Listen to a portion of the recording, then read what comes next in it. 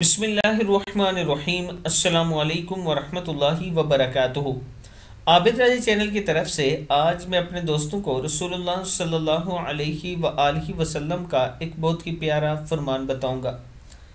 हज़रत अब्दुल्ला बिन उमर रज़ी अल्लाह तआला अन्हु फरमाते हैं कि नबी अकरम सल्लल्लाहु अलैहि व आलिहि वसल्लम ने इरशाद फरमाया, जो शख्स हमेशा सवाल करता रहता है वो क़यामत के दिन इस हाल में आएगा कि इसके चेहरे पर ज़रा सा भी गोश्त नहीं होगा।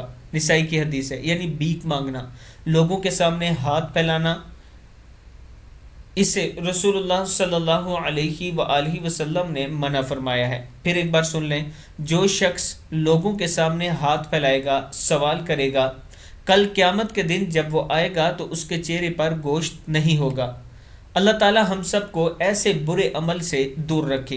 आप दोस्तों ने इस वीडियो को आगे ज़रूर शेयर करना है। अस्सलामु अलैकुम वरहमतुल्लाहि वबरकातुहू।